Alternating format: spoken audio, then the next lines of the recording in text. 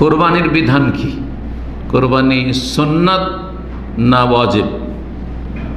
কোরবানি অধিকাংশ আইম্মায়ে কেরামদের নিকটে হচ্ছে সুন্নাতে মুআক্কাদা। সুন্নাতে মুআক্কাদা, ফরজ ওয়াজিব নয়। ফরজ ওয়াজিব নয়, বরং সুন্নাতে মুআক্কাদা। শক্তিমান ব্যক্তি সুন্নাতে মুআক্কাদা এই গুরুত্বপূর্ণ ইবাদত যদি ছেড়ে দেয় তো গুনাহগার অবশ্য হবে, কিন্তু তার সুন্নাতে মুআক্কাদা ছুটল, তার ফরজ ছুটে যায়। পক্ষান্তরে হানাফি মাযহাব এবং সালাফি ওলামাদের মধ্যে সৌদি আরবের বড় একজন আলেম শেখ মোহাম্মদ বিন সালেহ উসাইমিন রাহিমাহুল্লাহ তাআলা তিনি বলছেন না, কোরবানি করা উচিত, কোরবানি করা উচিত। সুন্নাতে মুআক্কাদা হইল, সুন্নাত মুআক্কাদা আর হানাফি মাযহাবের ওয়াজিব কাছাকাছি, কিন্তু মানে হানাফি মাযহাবের ফরজ আর ওয়াজিব পার্থক্য আছে। যেমন ওরা বলছে যে নামাজ ফরজ, 5 ওয়াক্ত নামাজ ফরজ, হ্যাঁ যাকাত ফরজ, ওয়াজিব বলবে না। রোজা সিয়াম ফরজ, হজ ফরজ, কিন্তু কোরবানি ওয়াজিব। জি, কথা বোঝা গেছে না? জি। তাদের কাছে তাহলে সিজদা ফরজ, হ্যাঁ, কিন্তু সূরা ফাতিহা পাঠ করা ওয়াজিব। বলছে কোরআনের যে কোনো আয়াত, বড় আয়াত হলে 1টি আর ছোট আয়াত হলে 3টি পড়া হচ্ছে ফরজ, আর সূরা ফাতিহা পড়া ইমামের জন্য হচ্ছে ওয়াজিব, আর মুক্তাদির জন্য নাজায়েজ। এগুলো হচ্ছে হানাফি মাযহাব বলছে। তো তাদের হানাফি মাযহাবের ওয়াজিব, এটি তাদের মাযহাবের পরিভাষা, এটা কোরআনে বা হাদিসে ফরজ আর ওয়াজিবের কোনো পার্থক্য নেই, আর আরবি ভাষাতেও কোনো পার্থক্য নেই। আরবি ভাষা যেটা ওয়াজিব মানে আবশ্যক করণীয়, সেটি হচ্ছে ফরজ আবশ্যক করণীয়। জি, সেজন্য অধিকাংশ আইম্মায়ে কেরাম শাফি, মালিকি, হাম্বলি, এই মাযহাবে সমস্ত উলামায়ে কেরাম, সালাফি, মুহাদ্দিসিন সবাই বলছেন ফরজ ওয়াজিব একই জিনিস।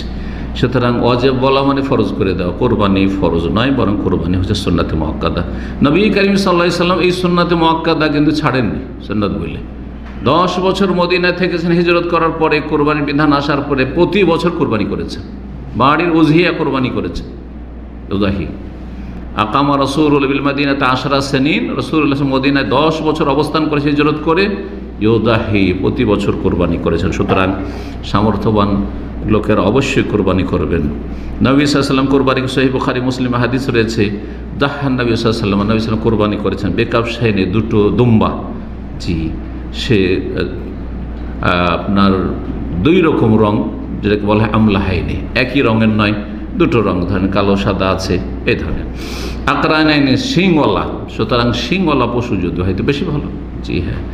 যাবাহু বিয়াদি, নিজের হাতে জবাই করেছেন, নিজের হাতে জবাই করেছেন। বোঝা হল নিজের হাতে জবাই করা হচ্ছে উত্তম। রাসূলুল্লাহ নিজে জবাই করেছেন, অথচ সাহাবায়ে কেরাম বললে জবাই করে দেন, তাই না?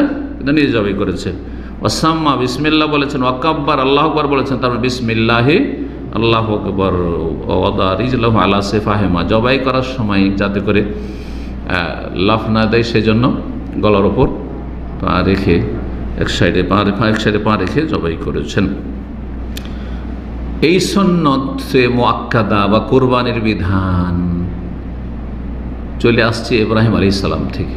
ইব্রাহিম আলাইহিস সালামের দিনের অনেক বিধান শরীয়তে রাখা হয়েছে।